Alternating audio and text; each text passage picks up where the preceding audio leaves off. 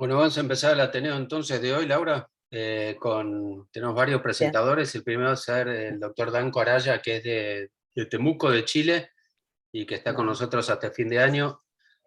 Así que, bueno, va a compartir con ustedes algunos casos. Danco, todo tuyo. Ya, gracias, doctor. Buen día.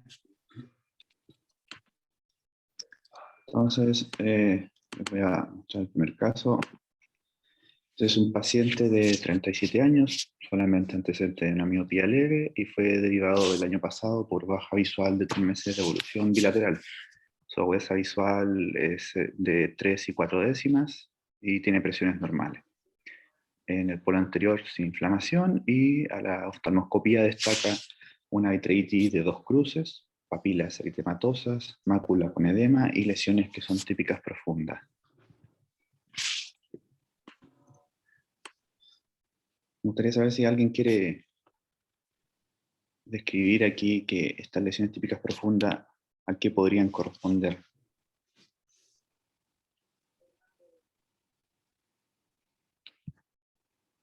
Que en el otro ojo se ve más o menos igual.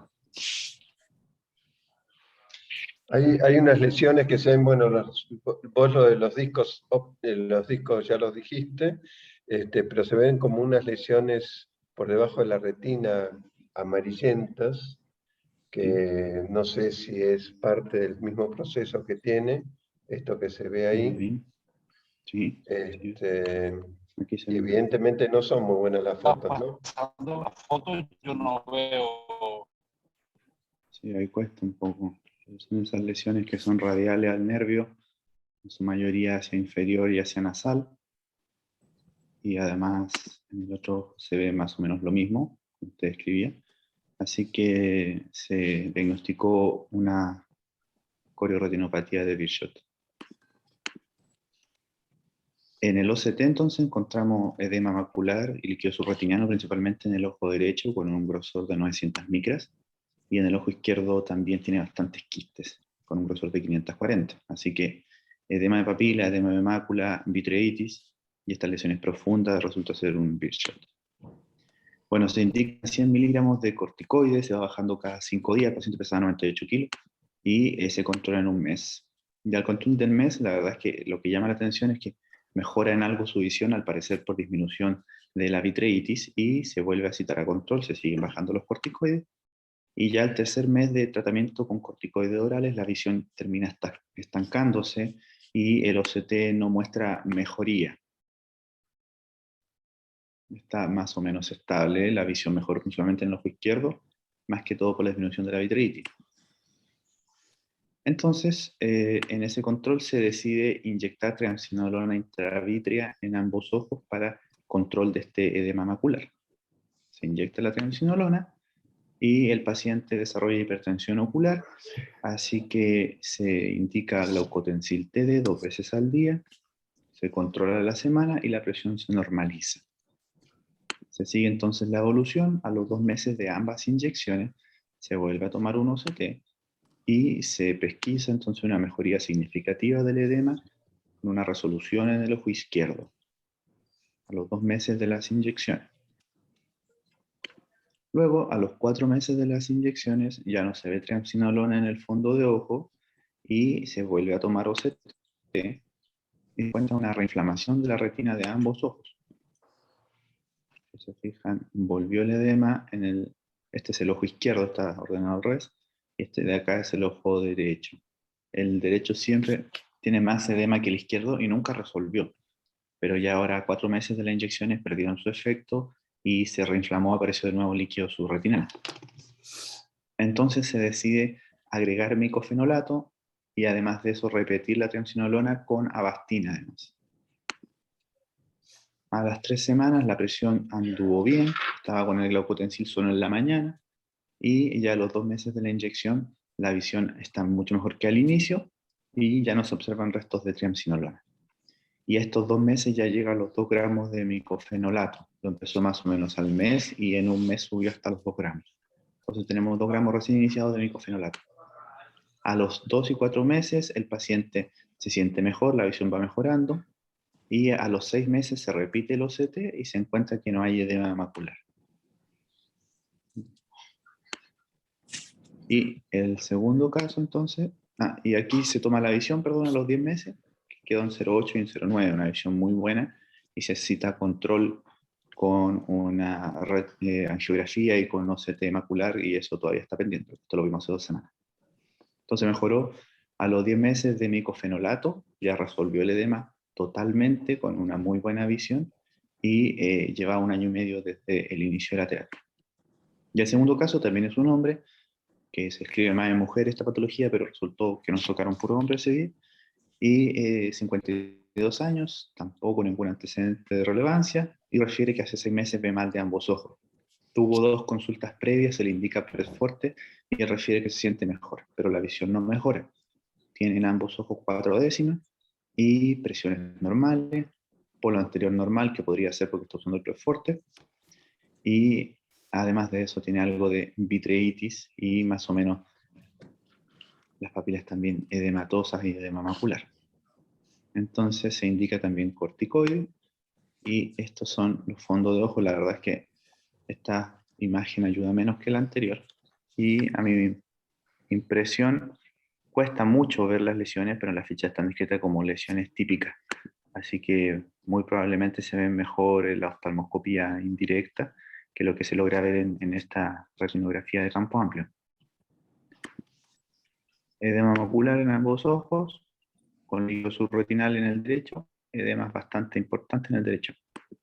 En la evolución, llega el HLA-29, sale positivo, se va bajando los corticoides, pero cuando se baja la dosis se reinflama, el edema todavía no ha bajado con corticoides orales, se decide inyectar triamcinolona, la presión se sube, igual que en el caso anterior, y se controla con glaucotensil TD. En el control la inflamación baja y el edema del izquierdo resuelve, pero el derecho persiste con un edema. Así que se decide agregar micofenolato, igual que el paciente anterior, y repetir triamcinolona más Avastin en este caso. A los 4 meses desde las inyecciones y desde el micofenolato, el paciente sigue con el mismo edema, por lo tanto se decide agregar Humira. Estuvo en la disyuntiva si era Humira o era tocilizumab, pero al final terminó siendo Humira por la cobertura. Y bueno, a los 5 meses de control, usando el Humira, el micofenolato y usando también los corticoides, el micofenolato se suspendió en el transcurso del tiempo. Primero estaba todo junto y luego se bajó el micofenolato. Aquí está con Humira y con corticoides, y tiene una visión de cuenta en el derecho porque tiene una catarata importante. Pero el izquierdo, que está sin catarata, está con una visión muy, muy buena. Y se fija en el derecho, ha ido resolviendo el edema, que todavía lo tiene, y el izquierdo está sin edema. Así que, como una pequeña revisión de esto, esta patología que es la coriretinopatía de Birchot, es una de las patologías uveíticas. Alrededor del 70% de los Birchot pueden tener edema macular, pueden ser bastante complejos de resolver y se manejan de manera distinta al resto de los pacientes no uveíticos. También es un problema en los pacientes con Behçet y es un problema igual en los pacientes que tienen oftalmía simpática y que tienen BKH con menos frecuencia. Entonces, como fisiopatología, sabemos que hay distintas barreras en la retina, que son las barreras hematorretiniana interna y externa. Y esta barrera hematorretiniana interna, que depende del plexo vascular interno y externo, tendría alguna disrupción en algunos pacientes, y en otros pacientes serían disrupciones de la barrera hematorretiniana externa, que está a nivel del epidio pigmentario con sus uniones estrechas. Entonces, las moléculas pueden generar disrupción de estas barreras y generar aumento del líquido, que va a partir en el caso de la barrera hematorretiniana externa a nivel de la plexiforme externa o de la nuclear interna. Y aquí primero parte con líquido intracelular en las células de Müller y después con líquido extracelular cuando estas ya terminan colapsando. Entonces, dentro de las causas son las moléculas proinflamatorias. Además, se ha descrito el VEGF y se ha descrito la misma dilatación vascular y la filtración que surge desde los vasos, ya sea profundos coroideos, que pasaría por el epidio pigmentario, o que difunde a través de los vasos retinales, que pasaría a través de los plexos vasculares retinales, con disrupción de la barrera hematorretiniana interna. También podría haber una causa debido a la alteración que sufren las células de Müller por la inflamación en sí. Entonces, como es algo que es multifactorial, la verdad es que no es tan fácil tratarlo con un solo medicamento, y por eso que puede surgir que se requiera hacer evolución en las terapias. Entonces, yo aquí les muestro una revisión en el que pacientes con edema macular uveítico refractario se le hace tratamiento con inmunosupresores. Y de eso, en este paper se muestra el tocilizumab en edema macular uveítico refractario a tratamiento inmunomodulador previo. Estos eran pacientes en el que se agrega tocilizumab después de haberse agregado otro inmunomodulador, y hasta en algunos casos se había agregado previamente Humira, y gracias a este tratamiento los pacientes mejoran. Se ve una mejoría que demora más o menos unos 3-4 meses en suceder, pero sucede al final en todos, en este documento, que eran poquitos pacientes. Después viene esta otra revisión que también es con tocilizumab, que es un inhibidor de la interleuquina 6, y que lo que se hace es hacer un seguimiento a 25 pacientes, y la mayoría de esos son los que yo les comenté, o sea, son pacientes que tienen Behçet, que tienen parasplanitis, que tienen Behçet, que tienen AIJ, y algunos tienen sarcoidosis, que era lo menos frecuente. Y muestra lo mismo en el seguimiento en el tiempo. Estos pacientes se siguieron a lo largo de un año, y se vio que la mejoría iba sucediendo en los pacientes donde se iniciaba tocilizumab con distintas frecuencias. Se vio que la tasa de respuesta era más o menos del 75% en estos pacientes. Y la resolución completa se observó en casi un 50%. Y por último, este documento que muestra la comparación entre tocilizumab y Humira. Sabemos que el Humira es un anticuerpo monoclonal humanizado, que es un bloqueador de la TNF-alfa, versus el tocilizumab, que es un bloqueo de la interleuquina 6. Entonces, lo que se hizo fue comparar uno y otro en cuanto a tasas de respuesta en pacientes que no respondían ni a corticoides ni a inmunomoduladores.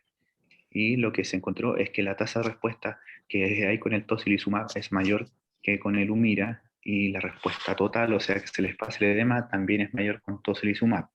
Ahora, documentos como estos, la verdad es que hay varias series de casos, pero que están bien diseñados, prospectivos como este, son muy escasos. Los últimos dos serían los que encontré. Y debido a los hallazgos que han surgido aparte del tocilizumab como manejo en edema macular uveítico refractario, una vez que ya pasan de los inmunomoduladores, uno sabe que tiene que llegar a un biológico, y la disyuntiva podría estar entre usar Humira o usar tocilizumab. Al parecer la evidencia apoya más el tocilizumab. ¿Qué pasa con la posibilidad de usar ciclosporina en estos casos, Emilio? Es interesante cómo fue la evolución en el tiempo de todo esto, porque hace muchos años la droga disponible era la ciclosporina, y después un poco lo que nos pasaba en ese momento, que la ciclosporina, cuando vos la usás en dosis de 5 miligramos kilo, es recontra efectiva, pero a ese nivel prácticamente todos tienen hipertensión arterial y a todos les sube la creatinina. Entonces en las dosis buenas no era bastante tóxico. Entonces un poco se fue dejando la ciclosporina y fue avanzando más el micofenolato, lo mismo que en los trasplantes. Así que fue un poco reemplazando a esa droga. Lo que creo que es interesante de lo que mostró Danko recién, de estos casos, primero que si vos lo agarrás al caso bien agudo, las lesiones se ven perfecto, y si ya pasó un tiempito pueden desaparecer esas lesiones tipo Behçet y uno no las ve, no las distingue del todo bien. Y segundo, que uno siempre piensa, bueno, todas las enfermedades se tratan igual. Y justo esa misma semana habíamos visto un paciente con Behçet que andaba bien solo con una dosis bajita de corticoides y metotrexato. El metotrexato es un inmunomodulador bastante más débil, y este tipo andaba bárbaro con eso. Y después hubo otro paciente que anduvo bien con el micofenolato, y otro que con el micofenolato no andaba bien, necesitaba biológico. Entonces, la misma enfermedad, y vos ves que uno tiene como ir escalando en el tratamiento inmunosupresor de estos pacientes, porque algunos andan bien con poquito y otros necesitan de todo, y eso más o menos pasa con toda la uveitis. ¿Y la tendencia cuál es? En el tiempo, ¿cuánto tiempo le dejas el inmunosupresor? Porque tenés la posibilidad de que haga una reincidencia si lo sacas demasiado rápido, ¿no es cierto? Probablemente necesite, te diría, toda la vida algún grado de mantenimiento. Hay algunos casos donde le he sacado hasta los corticoides y que por ahí anduvieron bien, pero después de muchos años de tratamiento. Así que y en esos casos uno tiene que siempre detectar que no es una inflamación silente o que uno no la vea, y por eso siempre recomiendan que la agudeza visual no es suficiente, que en esos casos tenga que hacer campos visuales o electroretinogramas para ver si hay progresión silente de la enfermedad. No lo hago en todos, en los que están con tratamiento no, pero la RFG también es un buen estudio porque como suelen tener vasculitis, papilitis, además del edema macular, la RFG es un buen estudio también para seguimiento.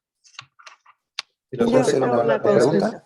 ¿Los efectos Por su- colaterales a largo tiempo son importantes o no con el micofenolato?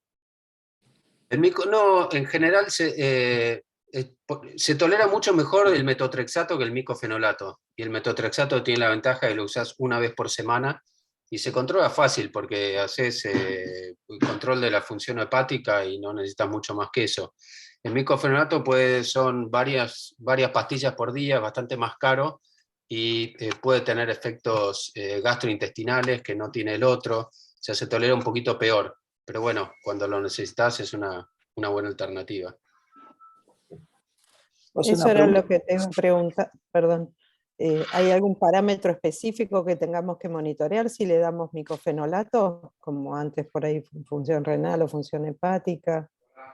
Sí, como siempre igual uno podría controlar esto, pero cuando yo arranco estos medicamentos se los pongo en manos del reumatólogo y ellos se ocupan. Hay que hacer un equipo con los reumatólogos y ellos están más acostumbrados a monitorizar los efectos colaterales, darle las vacunas que haga falta, pedir la hepatitis y todas esas cosas que nosotros normalmente no hacemos. ¿O pregunta? Perdón, Mariano, dale, nos pisamos. Una preguntita para la gente que hace uveitis. Cuando tiene que tratar a los dos ojos, en el caso que puso intravítreas de triamcinolona, ¿existe la posibilidad de hacer un ojo y luego esperar para el segundo por si tiene, por ejemplo, hipertensión ocular o cómo responde? ¿Hay alguna posibilidad de esperar y luego hacer el segundo ojo? Sí, lo que pasa es que tenés que esperar como 3 semanas para ver si responde al corticoide o no. En general no se hacen juntos los dos porque la triamcinolona, a diferencia de los Urdex, les borra un poco la visión. Entonces hacer los dos el mismo día lo dejas un poquito complicado al paciente. Así que, pero de todas maneras, la presión puede subir, pero que quede la presión alta es rarísimo. Se puede pasar lo que mostró Danco ahí, que la presión sube, le das una gota abajo, la mantenés hasta que se va el efecto de la triamcinolona. Pero bueno, sí, se podría esperar si tuvieras más miedo. Tuve fino, ¿no? Los que No le dije te cagón. conocemos, los que te No le dije conocen, cagón. ahí está, ya lo agarraste. Hay un esquema, a propósito de lo que comentaba la doctora Laura, hay un esquema de control de estas drogas, se lo voy a mostrar, que es de una clínica en Inglaterra. Ahí estoy yo el que tengo en realidad para hacer monitoreo. Por supuesto que lo que es mejor es que lo controle un reumatólogo, pero respecto a tu pregunta, el micofenolato se hace chequeo con hemograma semanal hasta el mes, luego se sigue cada 2 semanas hasta los 3 meses, y luego cada 2 meses. Se ve función renal y función hepática cada 2 meses. Y además la glicemia, porque micofenolato y metotrexato pueden desencadenar diabetes. Genial, gracias, Danco. ¿Alguien tiene alguna otra pregunta o comentario? Agus, ¿todo tuyo? Bueno, ¿cómo andan? Tuvimos una mañana corriendo de una computadora a otra con problemas de internet, así que por eso estoy duplicada. No sé si hay 2 Agustinas. No, qué horror. Sí. Bueno, va a presentar ahora la doctora Ingolotti, que trabajamos juntas los martes en Lomas. Ella se formó en el Hospital Austral, hizo un fellow de retina en Guadalajara y además es una gran amiga. Así que bueno, las dejo con la Agustina Palacio 2, que en realidad es Mariana. Acá estoy ocupando tu silla. ¿Me escuchan? Sí, Mariana, ¿qué tal? Bienvenida. Bueno, muchísimas gracias por la invitación. Yo les voy a presentar un caso que no es una incógnita, es un paciente con sífilis, de una serie de casos que que hice mi fellow en el 2017 sobre su estudio multimodal. Esto fue en el Hospital Civil y la Clínica Oftalmológica Santa Lucía. Bueno, este paciente tenía 32 años, masculino, consulta por baja visión bilateral y mioesopsias. En el ojo derecho tenía 20/20 de visión y en el ojo izquierdo 20/80. Segmento anterior podíamos ver precipitados finos y 2 cruces de células y una presión normal. Acá podemos ver que en una fotocolor, esto es en diciembre, 22 de diciembre la presentación, podemos ver una hiperemia del nervio óptico con una leve papilitis, pero no muchos más hallazgos en este ojo. Y en el otro ojo que tenía peor visión, podemos ver un edema mucho más marcado, la hiperemia del nervio óptico, una mácula que en esta foto particularmente no se ve muy granular, pero está granular, ahora lo vamos a ver con la multimodalidad, y estos puntos amarillentos, unos focos amarillentos profundos. En el multicolor podemos evidenciar con más detalle o más claridad la papilitis bilateral, y en el red free se ve con mucho detalle el edema de las fibras del nervio. Bueno, cuando hacemos la autofluorescencia, en la autofluorescencia podemos ver lo que en la fotocolor no se podía evidenciar, sobre todo en el ojo izquierdo, que es la pérdida de la hipoautofluorescencia foveal en el ojo izquierdo con una hiperautofluorescencia macular. Siguiendo con la multimodalidad, le hicimos una geografía con fluoresceína. El ojo derecho no tiene grandes hallazgos, más allá de la papilitis en la fuga papilar en estadios más avanzados de la fluoresceína, pero en el ojo izquierdo, que es el ojo que tiene mayor sintomatología y mayores hallazgos, podemos ver la vasculitis, la alteración a nivel papilar, la filtración a nivel papilar, y algunas otras zonas de llenado, bueno, que en esta imagen no salió, un llenado coroideo en parche. Pasamos al OCT. En el OCT, nuevamente, la elevación de la capa de fibras, y en el ojo izquierdo podemos ver esta granularidad a nivel del epitelio pigmentario y Bruch, sobre todo en el ojo que tenía peor visión. Y ahora pasamos al OCT. En el OCTA, nosotros podemos hacer, en ese momento teníamos el Angioplex de Cirrus. Este es un corte 8×8. En el 8×8 lo que más me importa ver son estas lesiones que se le dicen pinpoint, que son bien unos puntitos hiperreflectivos a nivel de la coroides. Y si nosotros queremos analizar la zona vascular foveal, es mejor hacerlo en un 3×3. Entonces en el 3×3 lo que podemos ver es un agrandamiento de la zona vascular foveal, tanto superficial como profunda, y podemos ver también ciertos cambios vasculares que en este paciente no se notan tanto, se notan quizás acá. Hay otros pacientes que eran mucho más evidenciables, como la terminación en bulbo de los vasos, así también como unos cortes, como unas amputaciones de tipo rama a nivel del epitelio, de la vasculatura superficial. Con todo esto llegamos a hacerle un laboratorio y nos dio que era BRL positivo, FTA positivo y VIH positivo. Ya lo de la sífilis, con esto se confirmó, se hizo tratamiento, y lo importante es cómo evolucionan las imágenes con esto, y por qué es tan importante o fundamental el seguimiento del mismo con esta imagenología. Pueden ver cómo hay un cambio, estas imágenes hiperreflectivas a nivel de coroides desaparecen, luego de 2 meses de seguimiento. En el 8×8 ya no existen directamente, si bien persistió un cambio a nivel de la hiperautofluorescencia. Bueno, esto no es una autofluorescencia, pero ahora vamos a ver en la autofluorescencia cómo persisten ciertas secuelas en el ojo que estaba más comprometido. En el OCT ya podemos ver que la papila ya está normal, cómo se van volviendo a definir las zonas, la elipsoide que había desaparecido, la granularidad del epitelio pigmentado, el fondo de ojo, que este es un fondo de ojo ya 7 meses, vemos que el nervio óptico ya no está hiperémico, no está edematoso, Y en la autofluorescencia podemos ver la secuela del daño a nivel del epitelio pigmentario, sobre todo en el ojo izquierdo, que era el que tenía mayor sintomatología. De todos modos, la agudeza visual se recuperó en ambos ojos a 2020. Acá podemos ver la correlación del OCT ya a 7 meses, ahora está completamente reconstituida la retina externa, si bien en el enfase podemos ver cómo quedó una pérdida central foveal.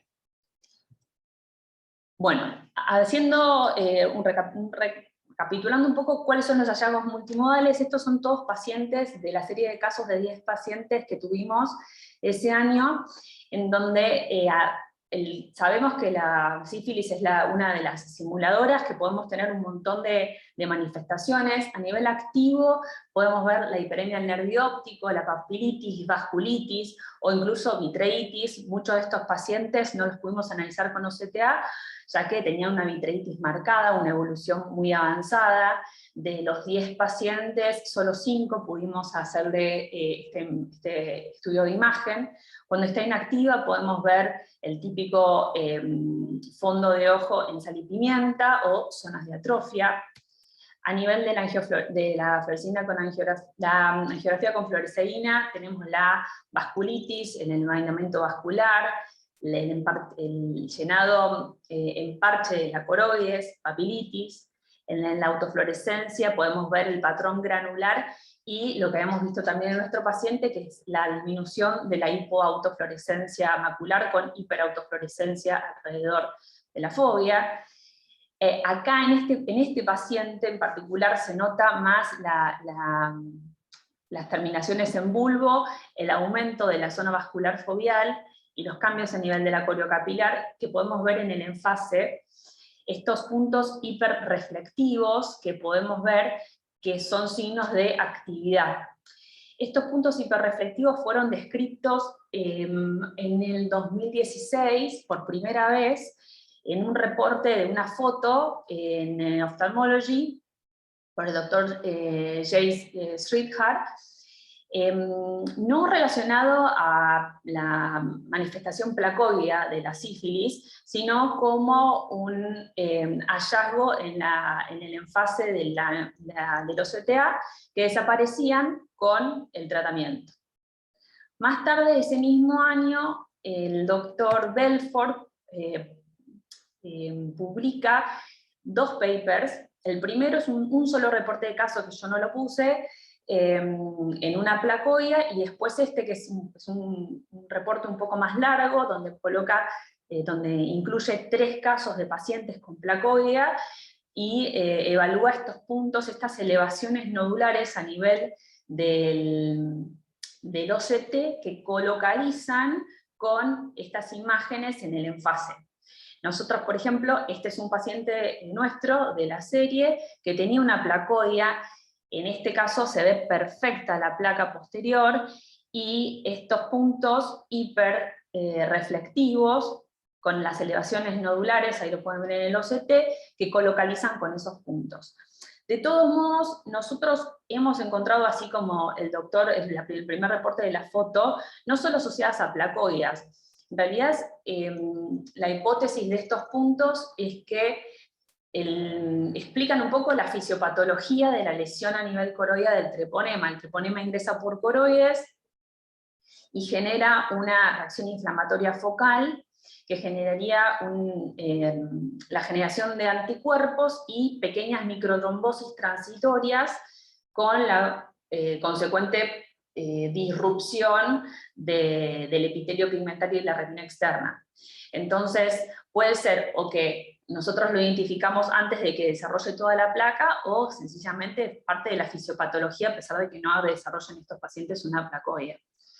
Lo que es muy interesante es empezar a identificar pequeños cambios, como por ejemplo estos, para ir directamente a un diagnóstico antes de que pase a una vitreitis marcada o a unas manifestaciones clínicas mayores que tengan peores consecuencias. Entonces, en conclusión, sabemos que la uveitis por sífilis es considerada como la gran simuladora. De todos modos, tenemos un diagnóstico serológico muy eficaz, mucho conocimiento. Se ha identificado un aumento de los casos de sífilis ahí hace bastante tiempo que se empezaron a reportar brotes de sífilis. Yo en el tiempo que estuve allá en Guadalajara, en un año que me dediqué a estar con pacientes con VIH, tuvimos solo 13 casos que pudimos analizar con multimodalidad, la verdad que era muy frecuente, y el uso, bueno, de esta multimodalidad nos ofrece la posibilidad de identificar pacientes con presentaciones más tempranas, además de tener otras herramientas para ver seguimiento y respuestas al tratamiento. Y entender un poco más la fisiopatología, o sea, nos da un poco más de información para seguir aprendiendo dónde están la inflamación y dónde está la fisiopatología de la enfermedad. Bueno, y eso es todo. Gracias, Marian. Vos sabés que viste que hay también, o sea, la formación de esos puntos blanquecinos en la capa más superficial de la retina. Viste que está descrito, no sé si quién fue lo escribió primero, pero bueno, en 2016 sí, también lo había escrito el grupo de Emilio, donde hablan de esos puntos blanquecinos, pero en la capa superficial de la retina. ¿Sabés si tiene algo que ver con estos puntos hiperreflectivos en la capa más profunda? No, vos te referís como los que podemos ver a veces en rombosis y demás, o sea, en capa de fibra. No. ¿Qué parte sería del OCT? Se ve en el OCT justo en la retina más interna, o sea, sobre la retina interna. Se ven como están en varios lugares en realidad, porque nosotros lo publicamos en 2010 como precipitados superficiales. Ya estaba publicado en 2004 por unos alemanes que lo habían descrito así como al pasar clínicamente, sin OCT, y después Ariel Slaen lo publica en capas más internas de la retina, o sea que estos puntos pueden estar en cualquier parte, pero un poco lo interesante que vos, Mariana, decís que es la gran imitadora, sí es cierto, pero desde ese momento que nosotros empezamos a ver estos puntos junto o no con retinitis, es como que vos mirás el fondo de ojo y decís, esto es sífilis, que antes no pasaba. O sea, esta presentación se convirtió en algo tan típico de la sífilis que a vos te permite clínicamente hacer el diagnóstico. Y esos puntos, con o sin retinitis, que suele ser una retinitis muy tenue, pero cuando vos ves esos puntos, ves papilitis, ves vitreitis, dices, este flaco tiene sífilis, o esta mujer tiene sífilis.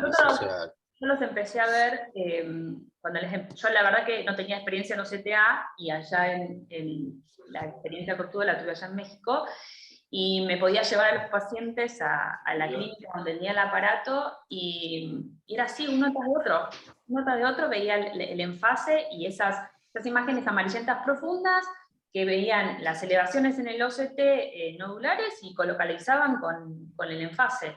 Y estaba bárbaro cómo desaparecían luego del tratamiento. La verdad que para el seguimiento era buenísimo. Y no era otra cosa. ¿Vos poniste ceftriaxona oral que le dieron a tu paciente? Le pusieron eso, sí. Qué raro, ¿no? Porque siendo HIV y teniendo una uveitis por sífilis posterior, es como si fuera una neurosífilis, o habría de quedarlo por vía intramuscular o penicilina endovenosa, que es el tratamiento de elección. Le pusieron penicilina endovenosa, le pusieron penicilina endovenosa más pero bueno, eso es manejo de la unidad pensé que decía... No, eran las dos cosas. Penicilina de siempre, y le agregaron eso. La verdad que era por la unidad de VIH que decidió abarcarlo por ese lado, en este paciente en particular. Sí, lo bueno de la sífilis es que se curan. Vos le das el antibiótico de 14 días, le curaste lo que tenía. A veces queda una inflamación residual, pero que tenés que tratar con corticoides, pero es buenísimo tener una infección que realmente se cura. Sí, sobre todo cuando venían con esas vitreitis densas, o sea, había pacientes que venían directamente con una vitreitis bilateral ciegos y andaban bárbaros, así que sí.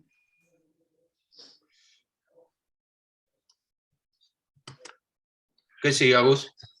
Gracias, Mariana. No, de nada, gracias. Gracias. Me quedó un poco dudoso el concepto de buenísimo, pero bueno. ¿De qué? De buenísimo, dice. Bueno, estamos Debe hablando ser. que el verso lo tenés que tratar durante 10, 15, 20 años con micofenolato que tienen que tomar todos los días y estos flacos le das 2 semanas y se curan. La verdad que es buenísimo. Comparado con el otro es mucho mejor. Y no vacilaría si le tuvieras que asociar el corticoide, ¿verdad? Eso es algo que siempre también se habla con la sífilis. O sea, si tiene inflamación, le das las dos cosas, ¿no? Sin duda, vos te acordás que en el HOSPI los de infecto cuando tenían CMV y tenían inflamación o tenían necrosis retinal aguda, dicen, ni dudes en corticoide por más que tenga 4 CD4. Por eso te lo comento, no hay que vacilar ahí. Una preguntita. Todos estos pacientes que mostraron eran de una unidad que tenían HIV. Los que vos viste, Emilio, con los puntitos todos, ¿eran inmunocompetentes o tiene alguna relación con la inmunosupresión o sea, con la depresión del HIV? No, está bien la pregunta, Vivi. Puede aparecer en los dos. Estos infiltrados y esta retinitis pueden aparecer. Creo que el primero que vimos era HIV, el segundo no era HIV. Pero todavía me acuerdo el primero que vimos donde decimos, yo lo miré y decía, ¿qué es esto? Porque tenía como una retinitis y los puntitos eso. Empezamos a estudiarlo hasta que dio positivo. A las 2 semanas cayó otro y que era igual, lo vimos y dijimos, es sífilis. Y el segundo no era HIV positivo. Y después empezaron a aparecer, y yo me acuerdo fue gracioso, porque lo presento, por eso surge ese paper, lo presento acá en Buenos Aires y Daniel Colombero me dice, che, yo vi uno igual. Lo presento en la academia y Emmett Cunningham me dice, se reía mientras yo presentaba, me dice, che, yo vi otros iguales. Y ahí juntamos 8 y se hizo ese paper, pero es como que aparecieron de la nada, de golpe empezamos a reconocerlo, pero puede ser HIV o no HIV.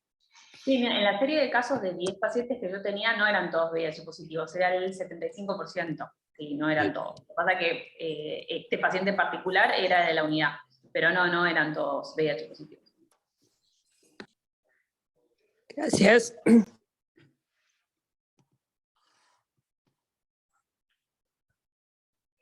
Bueno, ¿Y Agus? No, estaba pensando que es esto de que decía Mario, el 75% con HIV, lo que sí es importante es siempre pensar en la coinfección, o sea, si tenés o pedir HIV y sífilis juntos, o si te da un sífilis positivo, pedir un HIV porque puede estar la coinfección, que es bastante frecuente en estos pacientes. Eso nomás. Y bueno, y creo que ahora me presentaba Steffi, ¿no? Buen día, acá estoy. Ahí les comparto pantalla.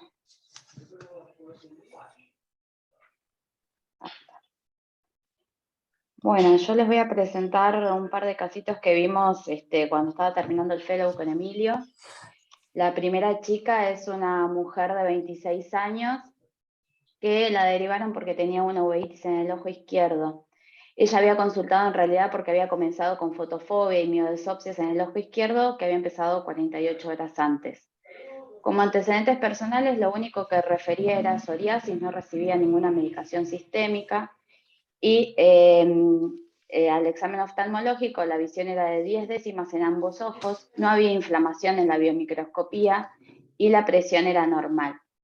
Cuando vemos el fondo de ojo, vemos esto, como que llama un poquito la atención acá en la mácula, ¿no? Esta lesión blanquecina, yuxtapapilar. Les voy a poner el ojo derecho para que no crean que estamos ocultando información. No sé si les llama alguna otra cosa la atención, si hay algo más como para ver en este fondo de ojo.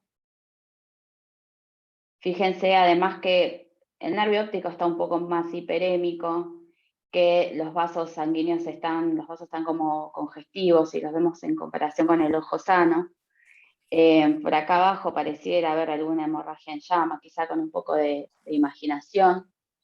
¿Y hay algo blanco paratemporal?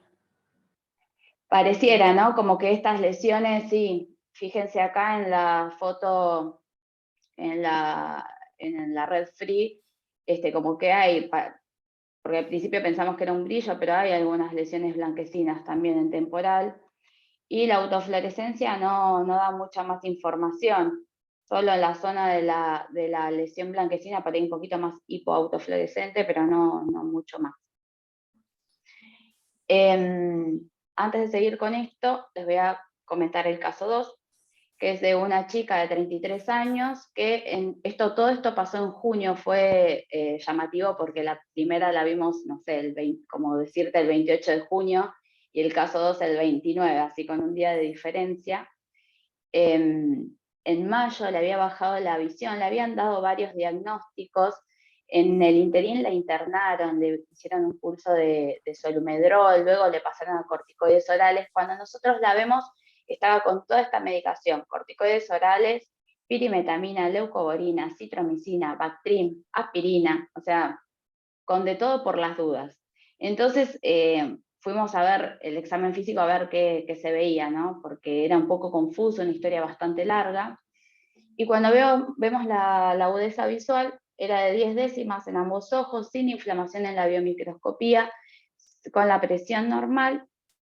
Y acá en el fondo de ojo también vemos una lesión blanquecina yuxtapapilar, pero esta es un poquito diferente, con los bordes difusos, con vasculitis asociada, y en la autofluorescencia lo vemos como una lesión hiperautofluorescente porque estaba activa esta lesión. No sé si alguien quiere decir con qué es compatible esta lesión en el fondo de ojo. Es un foco de retinitis, por lo cual el tratamiento orientado principal que estaban recibiendo esta paciente era hacia toxoplasmosis. Pero toda la medicación que había recibido previo, ¿no? Porque estaba con un Bactrim profiláctico 3 veces al día, estaba con aspirina y había estado con este pulso de solumedrol, tenía que ver un poco con la historia de esta paciente. Entonces, por suerte le habían hecho un montón de estudios, y ella lo que refería es que en mayo había tenido COVID positivo y a los 10 días le había bajado la visión, tenía fotofobia y visión borrosa. Y ahí le dijeron como neuroretinitis, papilitis, la internaron y le hicieron el pulso. Y cuando vemos las imágenes de mayo, vemos esta gran papilitis, ¿no? Esta edema de papila con congestión de los vasos, y esta lesión blanquecina, que se parece un poco a la de la primera paciente, que más que un foco de retinitis es un área de palidez que parece más bien isquémica. Fíjense que cuando el OCT pasa por ahí, lo único, por el área de la lesión, lo único que muestra es un poco de hiperreflectividad en las capas internas de la retina, y ellos le pidieron una angiografía en ese momento, y se la hizo casi 10 días después. Ya no se ve tanto la lesión blanquecina, ahí yuxtapapilar, y cuando vemos la retinografía, está bien vascularizado, por ahí quizá acá un poco más amputados estos vasos, con un poco de invaginación, pero no se ven grandes cosas, y bueno, y la tinción papilar en los tiempos tardíos, ¿no? Entonces, ante estos dos casos donde había un poco de edema de papila y congestión de los vasos, lo que se interpretó fue como una oclusión de la vena central, lo que es llamado antiguamente llamado como papiloflebitis, en los jóvenes más oclusión de la cilio retinal. Fíjense, acá están las dos fotos del fondo de ojo de los dos casos, lo parecido de ambos, ¿no? Entonces, como para repasar un poquito esto, lo que está descrito en la oclusión de vena central en jóvenes es esto, ¿no? Que están con edema de papila, con congestión de los vasos, y que pueden presentar hemorragias y exudados de forma variable, la cantidad de hemorragias y exudados que puedan presentar. Las oclusiones venosas centrales entre el 10 al 15% ocurren en pacientes menores de 40. En general están descritos más en hombres que en mujeres. Ahí nosotros vimos justo 2 chicas, pero hay algunas series más chicas que no distinguen entre sexo. Es fundamentalmente unilateral, se da en pacientes sanos, jóvenes sanos, aunque se han descrito factores de riesgo. Esto es de un paper publicado en el 2021, donde hay factores de riesgos oftalmológicos, y también sistémicos que estaban bastante asociados a esta oclusión en pacientes jóvenes. De hecho, los autores de este paper recomiendan por ahí hacer algún estudio de la hipercoagulabilidad o ver cómo está la hiperlipidemia, porque lo vieron bastante asociados a estos dos trastornos sistémicos. En general es de muy buen pronóstico, y esto se debe a que el 70-80% de los casos se da una oclusión no isquémica, y cuando son menores de 40, la patología está descrita en menores de 50. Cuando son menores de 40 se ha visto que está más relacionado aún con buen pronóstico y con agudezas visuales que están en 20-40 o mejor. Y hay una regresión espontánea entre los 3 a 6 meses de esta patología. Y con respecto a la oclusión de la arteria cilio-retinal, está descrito que se asocia con la oclusión de la vena central de la retina. Acá tenemos el nervio óptico con la vena y las arterias, y acá en un corte sagital del nervio óptico. Se da porque cuando se ocluye la vena, aumenta la presión venosa, cae la presión de perfusión en la retina, y el sistema de la arteria central de la retina tiene autorregulación, entonces puede aumentar la presión como para mantener la presión de perfusión. Y vemos acá al costadito cómo sale la arteria cilio-retinal muy tímida, que viene en realidad de las posteriores cortas, ¿no? Que son las que generan la coroides. Y la coroides no tiene esa capacidad de autorregulación. Entonces, cuando aumenta la presión de perfusión en la retina, la cilio-retinal no puede irrigar su territorio. Esto incluso está descrito que lo vieron en angiografías en tiempo real, como dependiendo de la sístole o la diástole, se llena o no la cilio-retinal, digamos. Bastante interesante. Y como tratamiento, bueno, se puede observar porque tiene muy buen pronóstico y se puede resolver. Si tiene complicaciones, se pueden hacer inyecciones intravítreas, como pueden ser de antiangiogénicos e incluso de triamcinolona o fotocoagulación, todo en función de las complicaciones que uno encuentra. Está descrita la vitrectomía en pacientes con hemovitrio, y como se cree que hay, no se sabe bien la etiología, pero se cree que hay como una base inflamatoria, en aquellos que pudiesen estar con esta base inflamatoria podrían verse beneficiados con corticoides. Eso es todo. No sé si tienen algún comentario. Gracias, Estefi. Sí, muy bueno, Estefi. ¿Qué pasó? ¿Por qué uno desarrolló toxoplasmosis después? ¿Qué pasó, no? No sabemos. ¿Qué pasó? Claro, porque aparte esta chica, si hubiese tenido la toxoplasmosis desde un principio con esos pulsos, estaría horrible cuando la vimos 2 meses después, ¿no? Sin cobertura antibiótica. Pero no sabemos qué pasó con la toxo, apareció ahí. Me acuerdo que cuando lo vimos esto dijimos, pero si esto es una toxo, está clarísimo. Hasta que vimos las fotos anteriores y efectivamente tenía su papiloflebitis, o sea, tenía las dos cosas. Y después desarrolló la toxo. Se autolimitó por ahí. No. Es que apareció después, ¿ves? La toxo. No sé si tuvo relación toda la pulsoterapia, todo el tratamiento que se le hizo, si eso hizo que desarrollara una toxo después, pero es notable el cambio de un diagnóstico a otro. Nosotros hemos visto igual casos donde, o sea, a veces empieza con una inflamación importante del nervio óptico y después reconocemos el foco o de toxo de Bartonella. Quizá hay algo en la fisiopatología del nervio que inflama primero el nervio antes de que podamos ver el foco, ¿no? Como no es una retinitis, sino una papilitis, y que después recién logramos ver el foco. Yo creo que en este paciente estaría relacionado, o sea, que primero se inflamó el nervio posiblemente por la toxo, y después hizo el foco. Había un paciente que yo lo he visto en Swiss Medical cuando recién empecé, que te voy a mostrar en un momento, que tenía una retinitis importante de toxo en un ojo, y había hecho en el otro ojo una disminución muy importante de la visión, una papilitis, que después apareció mucho después el foco de toxo. Y él había hecho primero la toxo en el ojo de un ojo, o sea que... O sea, yo no se entendía por qué tenía una papilitis en un ojo y la toxo en el otro, pero después se vio el foquito de toxo. O sea que quizá hay algo en la fisiopatología del nervio, que el foco de la toxo aparece mucho después porque la inflamación del nervio es mucho mayor, que sería como equivalente a la retinitis que nosotros conocemos en la toxo. Hay un trabajo de un uruguayo. Separado, ¿no? Como que, ¿por qué va a tener dos cosas separadas en el mismo ojo, con un foco al lado del nervio y una papiloflebitis? O sea, yo pensaría que es todo lo mismo. Sí, rara la presentación que haga papiloflebitis por una papilitis de toxo, pero bueno, de todas maneras no quería comentar que está este trabajo de Jacobo Melamed, que es un uruguayo que vive en Porto Alegre, que tiene el mejor trabajo sobre manifestaciones del nervio óptico asociadas a la toxo. Y te dice que la inflamación del nervio puede ser por lesiones a distancia, puede ser por lesiones yuxtapapilares o puede ser papilitis pura, pero esos son menos del 5% de los casos de lo de papilitis pura. Yo lo he visto también, pero como cosa rara.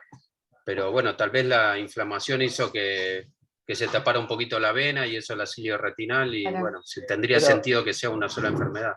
Emilio, pero por lo general algo de inflamación en vitrio, algunas células se ven. En la primera foto pareciera que está todo muy, muy, muy clarito y que no hay nada de inflamación. O sea, aunque... En uno de los OCT se veía inflamación leve. No, del unos caso precipitados. No, pero digo del caso que mostraron las fotos que aparecieron después. Acá se veía bien claro, ¿no? El fondo de ojo. Ahí pareciera que no tienen nada de inflamación, pero por lo general, cuando vemos con esas papilitis que después se transforman en foco, alguna célula en vitrio siempre hay, o adelante también, como para diferenciarlos.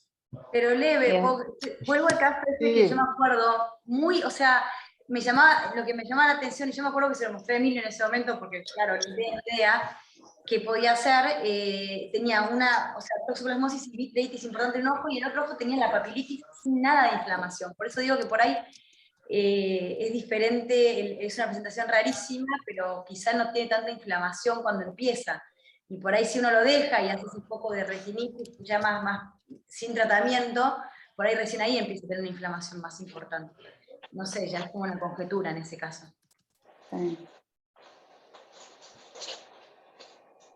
Bueno, ahí Mario te hace un comentario, Emilio, en el chat. Te pone, me acuerdo, Emilio, cuando nos hablabas de las trombosis de rama con focos de toxo. Sí, porque eso además, un foco de toxo periférico puede tapar y a vos te confunde porque ves que hay una vena tapada y un cuadro de trombosis venosa periférica y todo eso a partir de necrosis por un foco de toxo. Así que sí, eso puede pasar también, que te confundan la presentación. Bueno, te queda un ratito, Agus, para tu presentación. A ver si llego a presentar, sí. A ver, un segundito.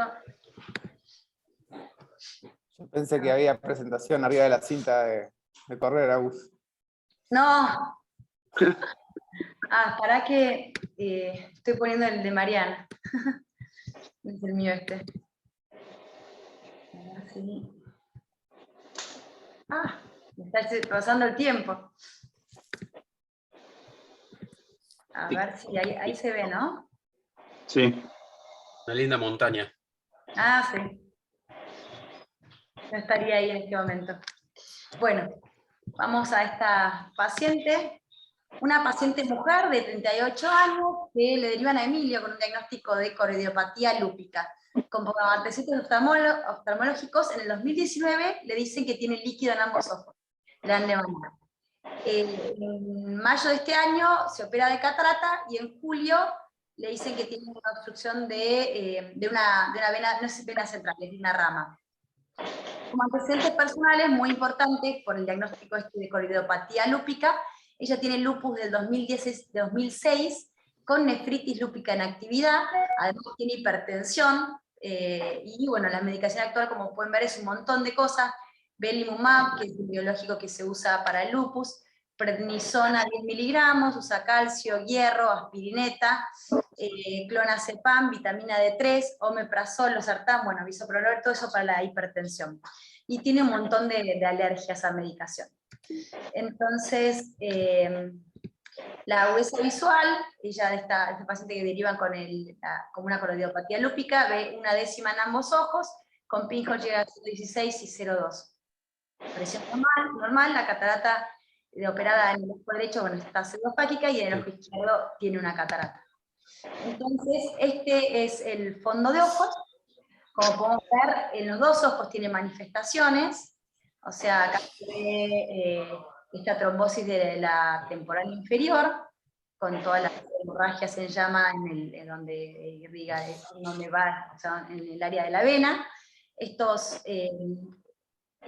fibrina subretinal tiene un DR seroso, que acá no se nota tanto, pero bueno, sí tiene un DR seroso, y acá tiene también una zona de alteración de la retina, con también esta fibrina subretinal. En la fluorescencia podemos ver cómo es más importante, cómo o sea, se ve que tuvo líquido subretinal en la hemiretina inferior, y acá ponemos un poquito esta zona como desprendimiento de retina seroso, y acá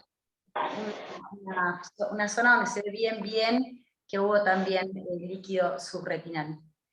Este es el objeto que trae la paciente. Acá podemos ver un DEP seroso, o sea, y líquido subretinal acá un poquito, con una inflamación de la retina. Acá hay una fibrina subretinal en el ojo izquierdo, unas zonas con un poquito de líquido en la retina. Y acá podemos ver la comparativa en el ojo derecho, que además tiene este edema macular cistoideo por la trombosis. Y en el ojo izquierdo, que tiene más que nada esta fibrina subretinal y unas zonas con edema. Entonces ya en el 2019 yo, ¿no?, que tenía líquido subretinal. Entonces, una pista muy importante, ella dice que en el 2019 le bajó la agudeza visual a los corticoides, de 8 que tenía basal a 40 por una de las alergias, porque no tenía tantas alergias. Nunca más mejoró, nunca quedó con menos de 8 miligramos, o sea que desde el 2019 en adelante, siempre estuvo de 8 miligramos para arriba de corticoide. Entonces, no sé si alguien quiere hablar de un diagnóstico presuntivo. Ella viene derivada con el diagnóstico de coridopatía lúpica. Central serosa, ¿vale? Parecía una central serosa fibrinoide. Claro, muy bien. Bueno, nuestro diagnóstico es una central serosa fibrinoide en ambos ojos, más se suma una trombosis de la rama temporal inferior en el ojo derecho.